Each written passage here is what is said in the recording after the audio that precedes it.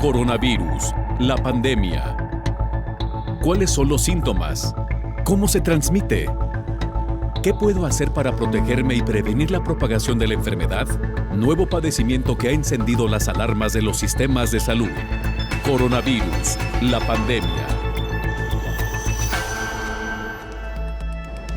¿Qué tal? ¿Cómo le va? Bienvenido a este programa especial de Coronavirus, la pandemia. Le agradecemos este reencuentro y recuento también semanal que llevamos hasta usted a través de las cámaras y micrófonos de Canal 44, la señal de todos, por una producción de la Universidad de Guadalajara, y que usted nos puede ver también en México y América Latina gracias a la señal de las televisoras públicas que por más de 2 años ya se han sumado a este programa. Justo recordábamos esta semana y en días pasados la llegada de los primeros casos de COVID-19 a México y el surgimiento también de este programa casi de manera inmediata.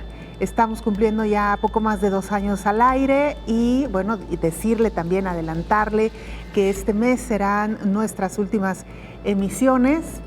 Nos retiramos de este programa con mucha satisfacción y con mucho agradecimiento, además con usted que se ha mantenido fiel como audiencia.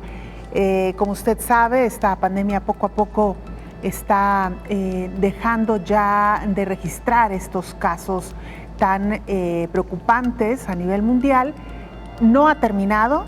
Hay que decir también que hay algunos rebrotes importantes a los que debemos de dar seguimiento, como en el caso de China, pero creo que hemos aprendido también mucho a lo largo de este tiempo y esperemos que hoy su manejo y control sea mucho más rápido y eficiente. Así que bueno, sin mayores preámbulos, vamos con nuestra compañera Isaura López Villalobos para que nos ponga en contexto sobre el programa que hoy tenemos preparado para usted.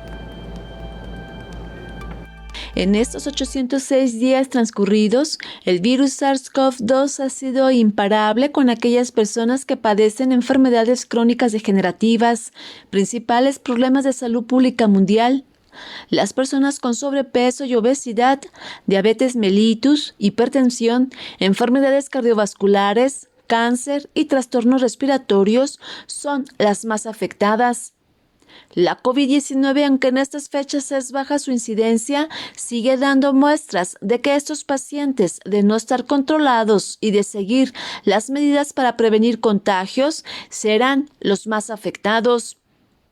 Los antecedentes epidemiológicos desde antes de diciembre de 2019 ya advertían que, ante cualquier surgimiento de virus, bacterias u hongos, el riesgo de enfermar de forma grave es más alto. De acuerdo con estudios publicados en el primer periodo de la pandemia, la Organización Panamericana de la Salud advertía que en China, 3 de cada 10 personas con cáncer que se contagió con coronavirus perdió la vida. Las personas con diabetes tienen 2 veces mayor probabilidad de contraer una enfermedad severa o morir. En América Latina, el peligro de contagio sigue siendo alto. 1 de 4 personas tiene el riesgo de contraer una enfermedad severa y la mortalidad por SARS-CoV-2 es elevada por presentar una enfermedad crónica degenerativa. Algunas naciones dieron cuenta en estos casi 27 meses que más del 80% de su población requirió cuidados intensivos ante la severidad de COVID-19 y un porcentaje alto perdió la vida. La COVID-19 es una enfermedad infectocontagiosa viral emergente con elevada mortalidad y con ello ha contribuido a elevar la mortalidad por las enfermedades crónicas no transmisibles en corto tiempo y colapsado los sistemas sanitarios del mundo. Las investigaciones médicas señalan que una vez que el virus penetra por las vías aéreas superiores con síntomas leves o sin síntomas, al parecer sigue varios trayectos, dirigiéndose a los pulmones, hacia el tracto digestivo, una combinación de ambos y a otros órganos. Desde el 2020 a la fecha, el trayecto de la pandemia COVID-19 sigue demostrando la fragilidad en la prevención, atención y la falta de acciones integrales en el Sistema Mundial de Salud. Aunque la cifra de contagios y muertes a nivel mundial muestran una baja, los expertos advierten que no hay que bajar la guardia ante los nuevos casos que se registran en algunos países de Asia y Europa. Principalmente, hay que analizar lo que sucede en cada región del mundo. Esto contribuirá a que los sistemas de salud analicen con mayor precisión si es recomendable en estos momentos disminuir las medidas sanitarias y, sobre todo, prevenir más complicaciones a las personas con enfermedades crónicas degenerativas. Informó Isaura López Villalobos. Nuestra compañera Elizabeth Ortiz nos hace un recuento de lo que ha sido esta pandemia en cuanto a número de muertes. Lamentablemente, estas podrían rebasar por mucho las cifras oficiales. El mundo registra más de 6 millones de víctimas mortales por COVID, pero hay otra cifra que también se mide en salud en casos de catástrofes o en pandemias: el exceso de mortalidad, que toma en cuenta todas las pérdidas humanas por todas las causas. Un estudio publicado en la revista The Lancet, coordinado por el Instituto de Métricas y Evaluaciones Sanitarias de la Universidad de Washington, señala que es posible que este exceso de mortalidad es de 18.2 millones de muertos en todo el mundo, 3 veces la cifra oficial. Por país, el número de muertes en exceso fueron en India, con 4.1 millones, Estados Unidos, 1.1 millones, Rusia, 1.1 millones, México, 798,000 personas y Brasil, 792,000. Si los cuentan por tasa, Rusia quedaría a la cabeza con 375 muertes por cada 100,000 habitantes y le sigue México, con 325 por cada 100,000. Entonces, la República Mexicana rebasaría a Brasil y Estados Unidos, que tienen 187 y 179 muertes por cada 100,000 habitantes. El director del Instituto de Métricas y Evaluaciones Sanitarias, Christopher Murray, destacó los países más afectados. Vemos un patrón donde los países con la mayor cantidad de muertes son India y luego Estados Unidos y la Federación Rusa. Otros lugares con una gran cantidad de muertes incluyen Brasil, México y ahora Indonesia. Y esa es una combinación de gran tamaño de población, pero también de la naturaleza global de la muerte por COVID. Los investigadores del instituto construyeron un modelo estadístico que predijo la tasa de exceso de mortalidad donde no se disponía de datos de mortalidad por todas las causas, informó Elizabeth Ortiz. Aunque, como se lo decíamos al inicio de este espacio, después de 2 años, la pandemia parece que comienza a ceder terreno. No hay que bajar la guardia todavía. China está reportando nuevos casos preocupantes de COVID-19. China lucha contra el peor brote de COVID-19 de los últimos 2 años al duplicarse los casos en 24 horas. El domingo se registraron casi 3.400 casos, lo que obligó a millones de personas a paralizar actividades y a cerrar escuelas en Shanghái. Son casi 19 provincias las que luchan contra agrupaciones de las variantes Omicron y Delta. Aunque las cifras de infección en China son relativamente bajas, las autoridades están aplicando una estrategia de tolerancia cero para encontrar y poner en cuarentena a todas las personas infectadas. El gobierno también ha dejado claro que los cierres masivos siguen siendo una opción. Nuestra compañera Rocío López Fonseca nos amplía la información sobre lo que está ocurriendo en China y este nuevo confinamiento. Otra vez China vuelve al confinamiento a pesar del blindaje contra el coronavirus que mantenía desde el inicio de la pandemia. Preocupa especialmente el repunte en el número de asintomáticos, que constituyeron el 64% de los nuevos casos reportados, lo que ha llevado a la Comisión Nacional de Salud a anunciar que el país permitirá el uso de pruebas de antígenos que hasta ahora no se podían realizar en el ámbito doméstico, y las autoridades decretaron el confinamiento de una ciudad de más de 9 millones de habitantes, el cierre de mayor magnitud desde finales del año pasado. Las autoridades sanitarias asocian esta tendencia al alza en el número de asintomáticos a la alta tasa de vacunación del país. El 87.4% de la población ha sido completamente inmunizada y el aumento de la incidencia de la variante Omicron.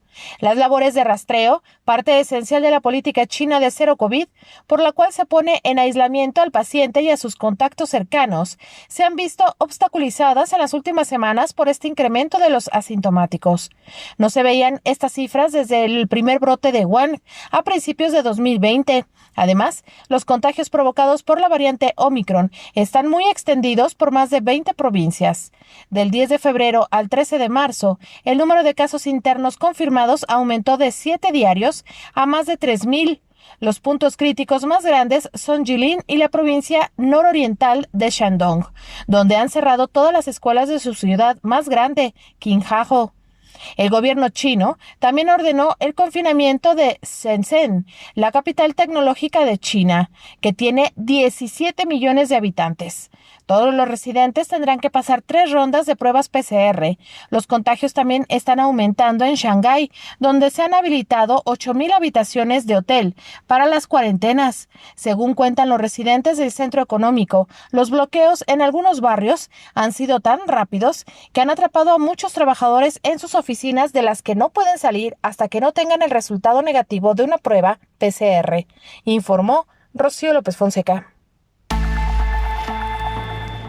Se trata de una nueva ola de contagios provocada por esta variante Omicron y que, como escuchábamos ya, pues mantiene a China y a otros países de Asia Oriental en medio de esta curva global de contagios semanales de coronavirus, que está volviendo a subir tras 5 semanas de descenso, según lo muestra el informe epidemiológico publicado por la Organización Mundial de la Salud. Un comportamiento desigual porque mientras los casos comienzan a subir en Asia, México acumula 7 semanas a la baja. El subsecretario de Prevención y Promoción de la Salud, Hugo López-Gatell, informó que México lleva 7 semanas de descenso en los casos de COVID. Es una tendencia sostenida. En cada país la epidemia depende también de lo que ocurre en otros países. Y en la medida en que en ciertas regiones del mundo, en este momento particularmente en Europa Occidental y en Asia, pudiera mantenerse activa la epidemia o incluso aumentar, cualquier región del mundo pudiera quedar afectada. Pero por el momento, en América y en México tenemos una reducción sostenida. En México la cobertura de vacunación es del 90% en población mayor de 18 años. Y en la vacunación continuamos, ya existe muy poca demanda para el esquema primario, prácticamente hemos llegado al punto final en donde la población ya toda está cubierta en el esquema primario y quienes restan por ponerse la vacuna, les seguimos invitando a que se la pongan, pero ya es muy pocas personas que quedan pendientes o que desean todavía vacunarse. Informó Elizabeth Ortiz. Mientras tanto, en España, la empresa Biofabri y el Consejo Superior de Investigaciones Científicas suspenden de manera temporal el prototipo de vacuna contra el virus del SARS-CoV-2. El retiro del ensayo clínico se hizo ante la Agencia Española de Medicamentos. Algunos planteamientos fueron las dificultades para completar el número de personas para el protocolo ante el alto porcentaje de población vacunada y la incidencia de la nueva variante Omicron. Los investigadores podrían adaptar el modelo de la vacuna a las nuevas variantes del coronavirus y la nueva vacuna contra la COVID-19 se centrará en nuevas variantes. El proyecto consistía en utilizar como vehículo vacunal un virus altamente atenuado de la familia de la viruela para introducir la proteína de espiga del SARS-CoV-2, que es la que permite que el virus entre en las células. De esta forma se lograría inmunizar a las personas para que generen anticuerpos contra esa proteína. El proyecto estaba encabezado por los investigadores Mariano Esteban y Juan García Arriaza del Centro Nacional de Biotecnología del Centro en España.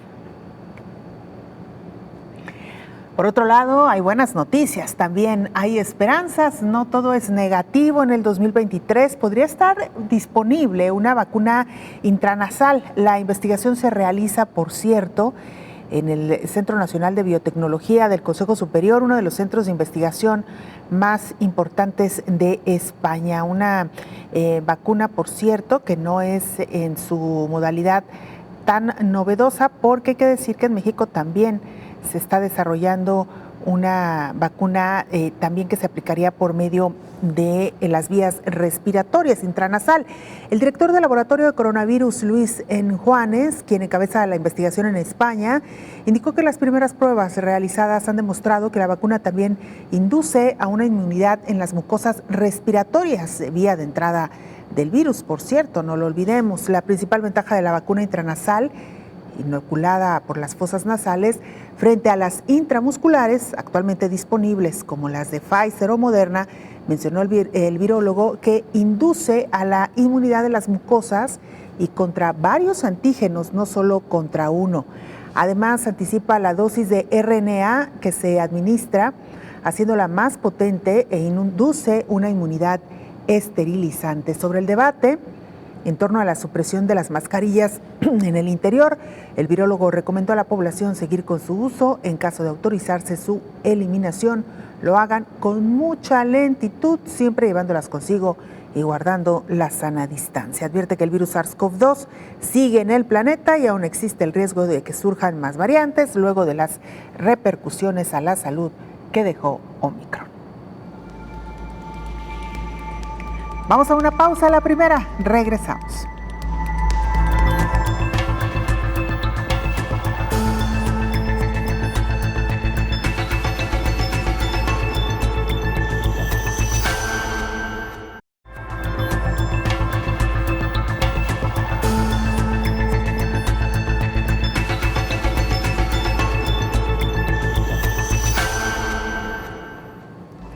Estamos de regreso en este programa especial de coronavirus de la pandemia. Le recordamos las formas de hacer contacto, @Canal 44 TV en Twitter y Facebook. Nos pueden mandar mensajes también a través de WhatsApp al 33 22 42 06 90 en estos que son nuestras últimas emisiones de este programa que se mantuvo al aire gracias a usted por poco más de 2 años. Continuamos con la información. Un estudio reciente sobre posibles tratamientos revela que la utilización de células inmunitarias de pacientes que superaron la enfermedad del coronavirus ha demostrado eficacia para neutralizar el virus SARS-CoV-2. De acuerdo con diversas publicaciones, se menciona que los resultados podrían facilitar precisamente el trabajo que actualmente se hace con estos tratamientos. De acuerdo a diversas publicaciones, estos resultados podrían también facilitar el tratamiento de otras patologías infecciosas. La investigación fue realizada por un equipo de investigadores del Centro Nacional de Microbiología del Instituto de Salud Carlos III en colaboración con el Hospital 12 de Octubre de Madrid. Una situación muy particular vive Ucrania en 2 frentes y nos referimos a uno que es el frente de batalla, esta pelea que mantiene con Rusia, y por otro lado la batalla que no termina, la de contra COVID-19. Viven como tantos otros bajo el fuego del ejército ruso, pero estos ucranianos libran a su vez otra importante batalla contra un enemigo más silencioso pero también muy peligroso, el coronavirus. Decenas de pacientes del Hospital Regional de Enfermedades Infecciosas de Kharkov, donde el miedo a ser bombardeado es constante y donde muchos permanecen conectados a bombonas de oxígeno que hay que proteger a toda costa de dichos ataques. Como pueden ver, las ventanas están cerradas, cuenta el director del centro. Los bombardeos tienen lugar desde la mañana hasta la noche. Gracias a Dios, todavía no ha caído ninguna bomba en nuestro hospital, pero podría hacerlo en cualquier momento. Inevitablemente, la guerra ha multiplicado las tareas del personal sanitario, hasta el punto que se ha habilitado un refugio antibombas en el sótano del hospital para transportar a los pacientes más enfermos y debilitados tan pronto como sea necesario. Bajamos aquí varias veces al día. La mayoría de las veces es por la noche, pero si suenan las sirenas antiaéreas y oímos los bombardeos, también lo hacemos durante el día. Los problemas de transporte causados por la guerra están afectando al trabajo de gran parte del personal sanitario, por lo que algunos trabajadores se han instalado en los sótanos del hospital. Hay mucha gente que no puede llegar hasta aquí a trabajar, así que intentamos arreglárnoslas con el personal que tenemos. Los que han podido venir se quedan aquí, confiesa otra de las directivas del centro. El número de contagios diarios por COVID-19 en Ucrania alcanzó su máximo histórico a mediados de febrero, cuando se llegó a los 40.000 casos diarios. Más adelante comenzó a descender y entonces estalló la guerra. Desde ese día, la pandemia ha pasado a un segundo plano. Es que a pesar de ello, COVID-19 no da tregua. La Organización Mundial de la Salud está preocupada también por los masivos desplazamientos que ha provocado esta guerra entre Rusia y Ucrania, desplazamientos que también pueden provocar el incremento en el número de casos en otras regiones. Es la guerra y la COVID ha pasado para muchos a segundo plano. Los miles de refugiados ucranianos que cruzan a diario la frontera hacia Polonia no llevan mascarillas ni tienen obligación de presentar ningún certificado de vacunación. La Organización Mundial de la Salud ha expresado su preocupación por la probable expansión del coronavirus entre una población poco inmunizada. Obviamente la COVID en este cruce fronterizo de Medica no es una prioridad, explica el jefe de la misión de búsqueda y rescate. No es una prioridad para nosotros ni para los refugiados que llegan. Nos encontramos sobre todo con hipotermia en niños pequeños y tratamos casos urgentes para que puedan continuar su periplo. Polonia es el país por el que han pasado la mayor parte de los 2,5 millones de ucranianos que la ONU estima han huido. En mi opinión, la COVID era una verdadera enfermedad, pero después de que empezara la guerra en Ucrania, la COVID ha desaparecido porque la guerra es un problema más global y peor para la humanidad.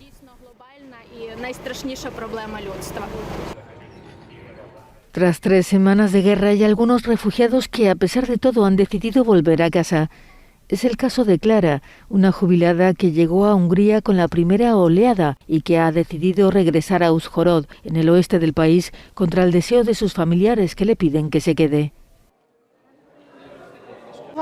Siento algo que es difícil de traducir en palabras, no puedo decirlo. Yo nací allí, ese es mi hogar. Tuvimos que marcharnos, pero ahora estoy intentando regresar y ver qué está pasando. Mis hijos no querían que volviera, pero estoy decidida. Estoy segura de que Putin no me estará esperando con flores. Hungría, con 10 millones de habitantes, es el segundo país receptor de refugiados. Ha acogido por el momento a más de 235.000. Otros países, sin embargo, han entrado en un claro descenso de esta pandemia, lo que les ha permitido levantar algunas restricciones. En Irlanda celebran hoy el Día de San Patricio, ya casi de manera normal. El Festival de San Patricio, patrón de Irlanda, ha regresado a los pueblos y ciudades de la isla Esmeralda por primera vez desde el comienzo de la pandemia en marzo de 2020. La atención está puesta sobre el icónico desfile de Dublín, desde donde también se manda un guiño de solidaridad con Ucrania. Como es tradición, encabezará la marcha una personalidad. Este año el actor estadounidense de origen irlandés John C. Reilly, quien ha prometido mucho crack, que en gaélico significa diversión o fiesta.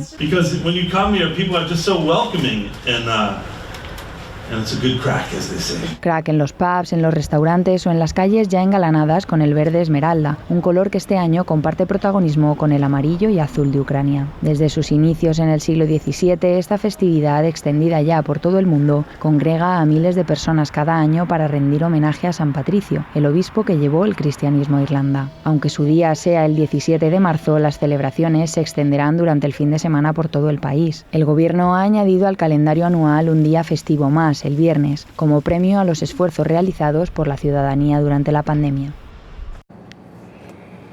COVID-19 se convierte en una enfermedad endémica y esto requerirá un programa de control integral para reducir infecciones y la muerte, aunque todavía no se oficializa el que COVID ya es una enfermedad endémica. Algunos expertos consideran que esto es lo que ocurrirá probablemente próximamente.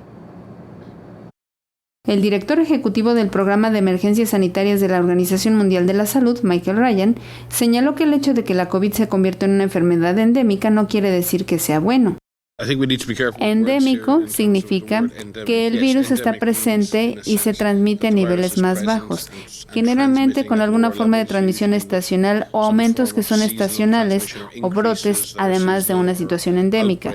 Esto es muy clásico para muchas enfermedades infecciosas, pero recuerden que el VIH endémico, la tuberculosis endémica y la malaria endémica matan a miles de personas en este planeta cada año, así que por favor no equiparen lo endémico con lo bueno. Con esto en mente, no hay que minimizar la siguiente etapa. Las enfermedades endémicas requieren fuertes programas de control para reducir las infecciones, para reducir el sufrimiento. Entonces, simplemente cambiar de pandemia a endemia no cambia el desafío que enfrentamos. Mientras tanto, Eric Topol, director de Scripps Research Transnational Institute, advirtió que la información de Our Worrying Data sugieren que la próxima ola en Europa ha comenzado, informó Elizabeth Ortiz. Saludamos en esta mesa de trabajo al infectólogo Héctor Raúl Pérez Gómez. Doctor, bienvenido. ¿Cómo le va? Gracias, Belén. Buen día, qué gusto saludarte. Igualmente le he venido diciendo a nuestro auditorio, doctor, que estamos ya en nuestros últimos programas, tristemente para nosotros, pero bueno, entendemos que también afortunadamente esta pandemia comienza a dar visos de ir en declive, aunque por ahí hay todavía algunos focos encendidos. Pero bueno, pues este programa está cumpliendo y ha cumplido con su propósito. Efectivamente, Belén.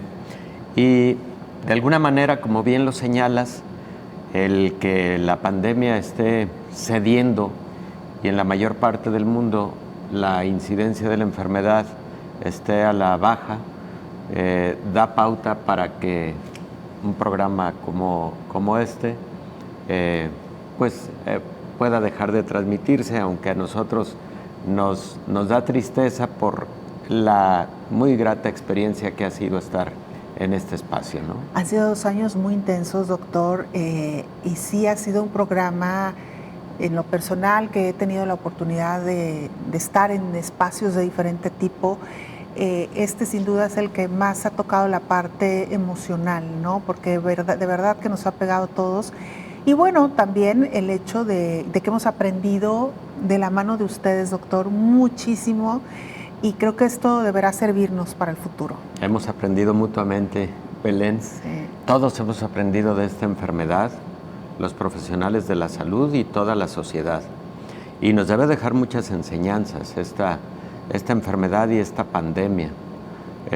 Creo que la mayor de las enseñanzas ha sido la necesidad de solidaridad entre todos, de que en momentos tan duros que ha vivido la humanidad, el factor fundamental para resolver es la unión.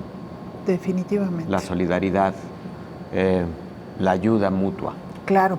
Doctor, y perdón que estaba viendo el tiempo porque estaba viendo cuánto nos hacía falta para el corte y quisiera aprovechar estos segunditos que nos quedan antes de entrar de lleno al tema y no cortarlo.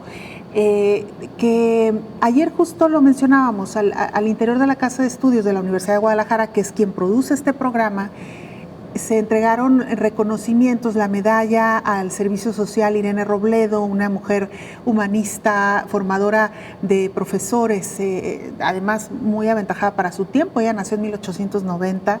Sí. Y bueno, lo decíamos porque se pudo rescatar el reconocimiento y el agradecimiento para toda esta comunidad universitaria que entregó su tiempo y su servicio social precisamente, y un servicio social en el más amplio de los sentidos, no el que conocemos solamente cuando uno está estudiando una carrera, sino profesionales, gente con muchísima trayectoria, pero también miles y miles de voluntarios que dedicaron su tiempo, su corazón y su vida, doctor, en apoyo a todos a quienes así lo requirieron durante esta pandemia.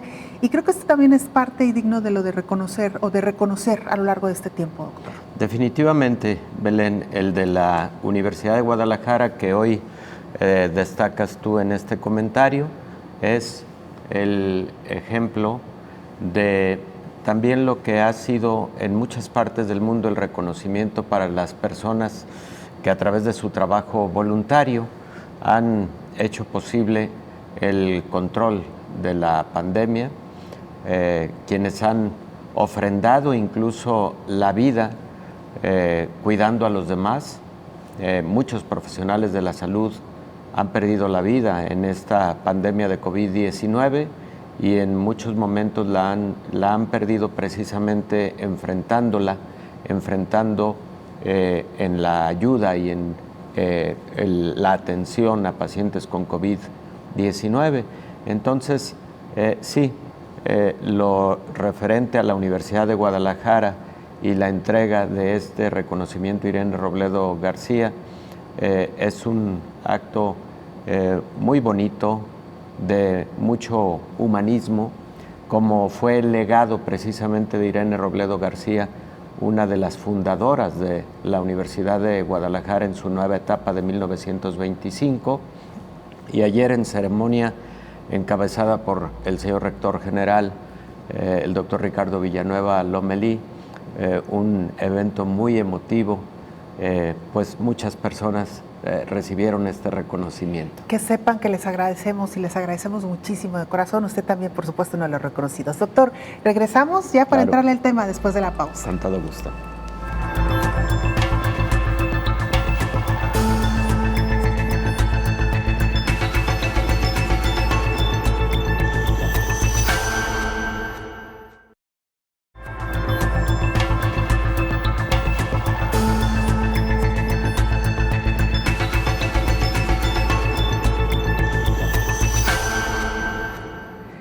Estamos de regreso en nuestro programa especial de coronavirus, la pandemia, entrándole ya al tema que hoy nos ocupa, enfermedades crónico-degenerativas y COVID-19.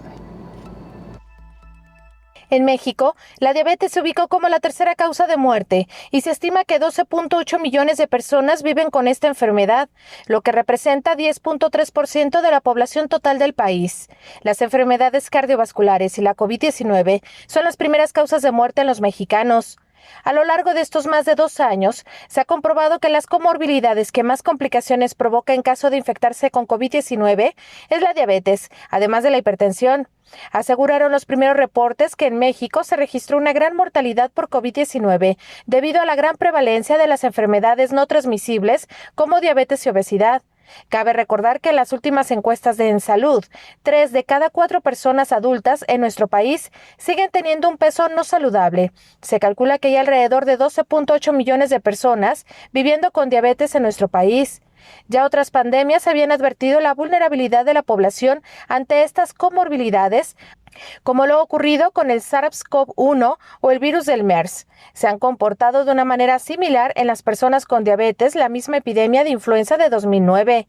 Desde hace años, los científicos han advertido que la relación que hay entre las enfermedades crónicas y las enfermedades emergentes son catastróficas. Los expertos recordaron que el diagnóstico oportuno garantiza una mejor calidad de vida. Según estimaciones, 4 de cada 10 personas con diabetes no sabe que la padece. El diagnóstico oportuno evita complicaciones como amputaciones, ceguera o daño renal que necesita un trasplante de riñón, informó Rocío López Fonseca. Doctor Héctor Raúl Pérez Gómez, infectólogo, internista, ya lo decía usted también al inicio del programa, hemos aprendido mucho a lo largo de estos 2 años de pandemia y una de las grandes lecciones es que la humanidad físicamente no estábamos preparados para hacer frente a una pandemia de este tipo, doctor. Sí, y debemos aprender de ello. Debemos hacer el máximo esfuerzo los sistemas de salud para controlar este grave problema de salud pública que es las enfermedades crónico-degenerativas, también conocidas como enfermedades crónicas no transmisibles, diabetes, hipertensión, obesidad, entre otras. Y en ese sentido, si uno revisa la mayor parte de casuísticas en el mundo en relación a la letalidad por COVID-19, y esto incluye a México, nos encontramos con una gran diferencia en la letalidad en aquellas personas que no tenían ninguna enfermedad de esta naturaleza comparado con quienes tenían alguna o varias de estas enfermedades crónico-degenerativas. Por ejemplo, la letalidad fue el doble en personas con diabetes o con hipertensión comparado con quienes no tenían ninguna de estas comorbilidades. La comorbilidad que generó la letalidad más alta, Belén, fue la insuficiencia renal crónica, y esto es válido para todo el mundo. Esto incluye a México. En días pasados se conmemoró el Día Mundial del Riñón, 10 de marzo, y esta es una enfermedad, me refiero a la enfermedad renal crónica, que puede estar afectando hasta el 10% de la población adulta en México. Entonces, cuando se enfrenta una nueva enfermedad infecciosa, como en el 2009 fue el caso de H1N1 influenza, como en este caso 2019, el inicio de la pandemia de COVID-19, pues estamos frente a situaciones de alta vulnerabilidad si no tenemos una salud pública ideal, un estado de salud de la población general adecuado, y en ese sentido, pues a mí particularmente me preocupa el caso de México, en donde ya lo escuchábamos, Rocío nos hablaba de 10.2% de la población mexicana con diabetes. Si nada más analizáramos la población adulta, este porcentaje se va casi al 13%, Belén. Y es una de las prevalencias de una enfermedad crónico-degenerativa más alta a nivel mundial. Como también México se encuentra en el tercer lugar en obesidad en población adulta de todos los países del continente americano. Y lamentablemente México ocupa uno de los primeros lugares de obesidad infantil a nivel mundial. Entonces, debemos ya hacer una serie de estrategias para lograr controlar estas enfermedades crónico-degenerativas, estilos de vida saludable, que lo hemos dicho hasta el cansancio, y también el siguiente reto, a partir de que la pandemia de COVID-19 se convierta en una enfermedad endémica, se convierta en una enfermedad estacional, vienen retos enseguida, y uno de ellos es precisamente el que los sistemas de salud vuelvan a brindar la atención óptima a las enfermedades crónico-degenerativas que de alguna manera pasaron probablemente a un segundo plano porque COVID-19 se había convertido en la alta prioridad durante estos 2 años. Claro, y fue uno de los primeros datos que se obtuvo de esta pandemia. Yo recuerdo, doctor, en las etapas muy tempranas se identificó que precisamente el virus estaba causando mayor mortandad en personas que tenían alguna comorbilidad. Y algo muy importante también que nos dejó esta pandemia, doctor, aquellas enfermedades no tratadas adecuadamente, porque hubo personas que teniendo un diagnóstico y siguiendo oportunamente su enfermedad y atendiéndola, pues fueron menos susceptibles de morir. Sí, definitivamente es radicalmente distinto a alguien que tiene buen control de una diabetes diagnosticada hace 2, 3 o 5 años, a quien nunca ha llevado un adecuado control de la enfermedad, ¿no? La letalidad asociada a enfermedades infecciosas es muy diferente en uno y otro grupo. Doctor, ¿y cómo se ha comportado actualmente en estos casos? Es decir, en su experiencia en consultorio, ¿la gente realmente ha tomado más conciencia de su estado general de salud y entonces se ha podido actuar de manera más oportuna? Yo creo que sí, también esa es otra de las grandes enseñanzas que ha dejado COVID-19. La sociedad ha aprendido que tener una comorbilidad de esta naturaleza le pone en mayor riesgo, y yo creo que sí le han brindado más atención a controlar esa hipertensión, esa diabetes, cuidado con la obesidad, porque aquí tenemos una serie de estudios en donde se demuestra que posiblemente hubo incremento en el peso corporal en un alto porcentaje de la población durante esta pandemia de COVID-19, posiblemente por los tiempos de aislamiento, posiblemente muchas personas incrementaron la ingesta de carbohidratos, posiblemente la ingesta de alcohol. Está demostrado que se incrementó durante estos 2 años de COVID-19. Y en ese sentido también creo que es una tarea pendiente que resolver, claro, la obesidad. Y ha sido muy difícil retomar los hábitos de ejercicio también, doctor. Sí. A mucha gente nos costó trabajo hacer nuestra actividad de ejercicio en casa, muchos acostumbrados a ir a los parques o ir a los gimnasios, estos estuvieron cerrados mucho tiempo, entonces retomar el ejercicio también nos está costando un poquito. Regresamos, doctor, Claro con esto sí. y mucho más del tema, comorbilidades, enfermedades vinculadas, también cómo se enfrentan en esta pandemia de COVID-19.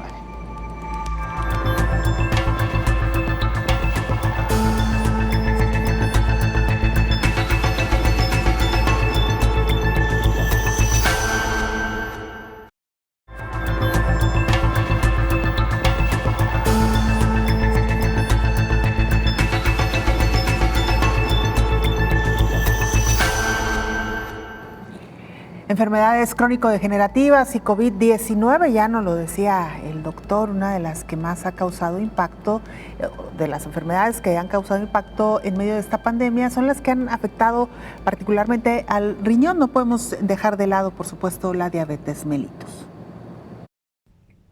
Ante la llegada de la COVID al mundo, las enfermedades crónicas se volvieron un grave problema, ya que las personas que más desarrollan complicaciones graves por la COVID son quienes viven con diabetes. La diabetes provocó que 7 de cada 10 muertes causadas por el virus SARS-CoV-2 se complicaran en pacientes diabéticos. En el mundo, esta pandemia es tan grave que afecta a 463 millones de personas y la carga económica es enorme. Se estima que el sector salud gasta más de 109 billones de dólares para atender las complicaciones de la diabetes en el mundo. Pero eso no ha sido todo, sino que conforme pasan los meses, los especialistas detectan cada vez más secuelas por la pandemia de COVID-19.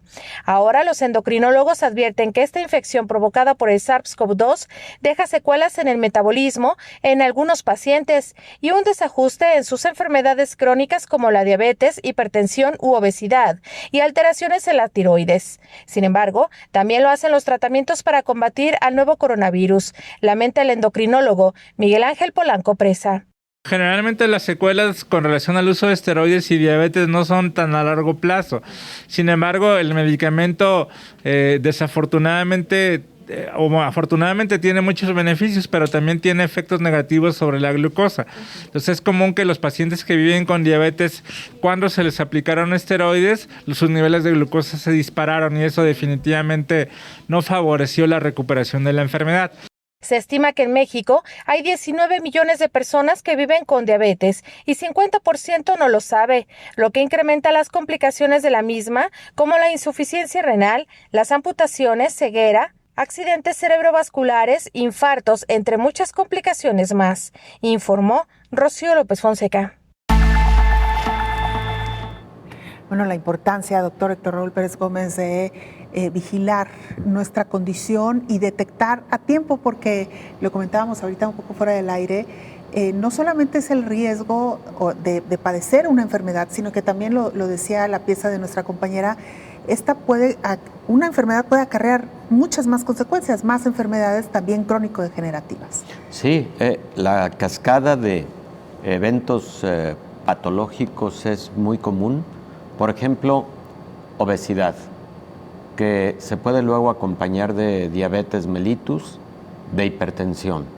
La diabetes mellitus y la hipertensión a largo plazo puede generar complicaciones al riñón, a los ojos, en general a los vasos sanguíneos, al corazón, al sistema nervioso central. Entonces esa serie de eventos están íntimamente relacionados y por ese motivo, Belén, cuando existe alguna de estas enfermedades detonantes, es fundamental su control, porque si no, luego sobrevendrá otra de ellas que hará más complicadas las cosas y que podrá generar mucha mayor vulnerabilidad de los pacientes a las propias enfermedades y además a otras que se pueden agregar, como el caso de infecciones. En general, las infecciones en personas con diabetes se comportan con mayor severidad. Muchas personas saben perfectamente que la infección en los tejidos blandos, sobre todo de las extremidades, los pies, por ejemplo, en pacientes con diabetes, se puede comportar con tal severidad que puede llevar incluso a amputación de una extremidad, por ejemplo. Situación que podría ser diferente si no existiera diabetes mellitus, ¿no? Claro. Y el trasfondo de los eventos patológicos en la diabetes, en la hipertensión, es el daño a los vasos sanguíneos. Y ese daño en los vasos sanguíneos es lo que lleva finalmente a esas complicaciones de largo plazo, como el caso de la insuficiencia renal, como el caso de la ceguera por retinopatía tanto diabética como hipertensiva. Entonces, hoy por hoy es más importante insistir con la población de que ante el mínimo indicio de una enfermedad de esta naturaleza, entrar a rápido control de la misma, pero yendo un poco más atrás y mucho mejor evitar llegar a esas enfermedades crónico-degenerativas si desde temprana edad se adoptan lo que conocemos como estilos de vida saludables, ¿no? Buena alimentación, una alimentación actividad rica, física. aunque suene eslogan, pero es tal cual, doctor, una dieta rica en vegetales, en frutas, en productos naturales, evitar, por supuesto, todos los alimentos procesados. Y doctor, precisamente yo quisiera escuchar de usted una recomendación para nuestra audiencia. Ahora, afortunadamente, es un poquito más sencillo acudir a un laboratorio e incluso los propios laboratorios tienen ya sus paquetes de estudios dirigidos a ciertas edades y a ciertos géneros también, ¿no? Es importante distinguir hombre de mujer para saber cuáles son los estudios que nos tenemos que realizar. Sin embargo, ¿usted qué diría, doctor? ¿A qué edad tenemos ya que empezar a adentrarnos en este tipo de estudios, de exámenes? Mira, idealmente todos los seres humanos por lo menos una vez al año debemos tener un completo reconocimiento médico, incluyendo exámenes de laboratorio generales. Todos los seres humanos, esto incluye a los niños. Y a partir de los, por ejemplo, 30 años de edad, es imprescindible tener esta disciplina. Tú has dicho algo muy interesante, Belén, que ha sido de ayuda porque puede facilitarle las cosas a la población.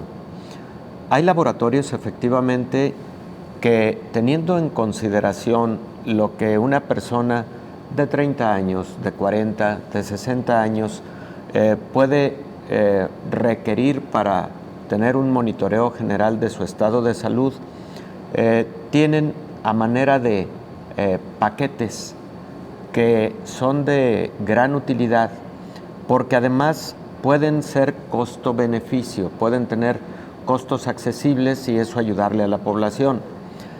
Por supuesto, lo ideal siempre es una consulta médica formal con una muy buena revisión clínica y a partir de ahí la definición de lo que un paciente determinado puede necesitar. Pero el otro modelo también es válido. Por ejemplo, saber qué cifras de glucosa manejo, saber qué cifras de colesterol manejo, saber si el funcionamiento hepático es óptimo de acuerdo a estos exámenes de laboratorio. Todo eso es de mucha utilidad. Y luego, por ejemplo, para el caso de las mujeres, frecuentemente esto incluye estudios de mamografía, por lo menos cada 2 años, lo cual es algo perfectamente aceptado a nivel internacional. Una radiografía de tórax, que siempre es de gran utilidad para este tipo de evaluaciones. En el caso de los varones, por ejemplo, el antígeno prostático específico, por lo menos cada año en varones por arriba de los 40 años de edad. Entonces, todo esto se ha diseñado en base a lo que conocemos como medicina basada en evidencias, lo que una determinada persona, de acuerdo a su género, de acuerdo a su edad, puede requerir para tener un monitoreo de su estado de salud general. Y también, doctor, hemos aprendido a lo largo del tiempo que hay cuestiones a las que le hemos prestado menos atención. Por ejemplo, fue hasta que se dispararon o se conocieron los números de cáncer de mama, que estaba siendo ya algo muy frecuente en las mujeres, que empezó esta campaña de detección temprana. Me parece que hay otros órganos en mujeres y hombres que también tienen que estar muy monitoreados. Yo le diría, por ejemplo, tiroides, que es poco atendida y es origen de muchas otras enfermedades, doctor. Sí, Belén, qué bueno que haces el comentario, porque incluso la enfermedad tiroidea debemos estarla monitoreando también a partir de los 30 años de edad, y no se diga en personas en quienes ya hay diagnóstico de hipotiroidismo, por ejemplo, que están en tratamiento y que cada determinado tiempo, por lo general 6 meses, debe haber monitoreo de los niveles de hormona tiroidea. Pero tu comentario es muy pertinente en este momento, porque una de las enfermedades endocrinológicas que parecen haberse incrementado con motivo de COVID-19 es la enfermedad tiroidea.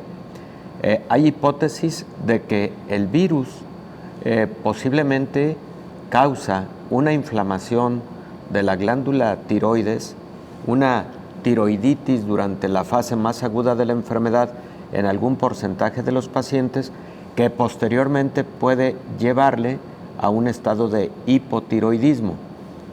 Es probable que los endocrinólogos, teniendo pacientes con antecedente de COVID, vayan a estar viendo más casos de hipotiroidismo y tengan que brindarle ahí particular atención clínica a esa posibilidad. Qué interesante, doctor, porque esta enfermedad ha tocado varias bandas, ¿no? Lo hemos dicho en otras ocasiones, usted nos lo ha explicado, las secuelas que ha dejado también en el sistema neurológico, ni hablar de pulmones, corazón, en fin, que es una tarea que nos queda para largo tiempo, doctor, y que hoy, que en muchos lugares se están levantando ya las restricciones en medio de esta pandemia, no perder de vista que China tiene rebrotes y que el virus sigue presente, y que como tal, doctor, aun cuando se estén decretando el levantamiento de estas restricciones, por lo menos una medida debería todavía permanecer, que es el uso de cubrebocas. Definitivamente, para mí esto es fundamental.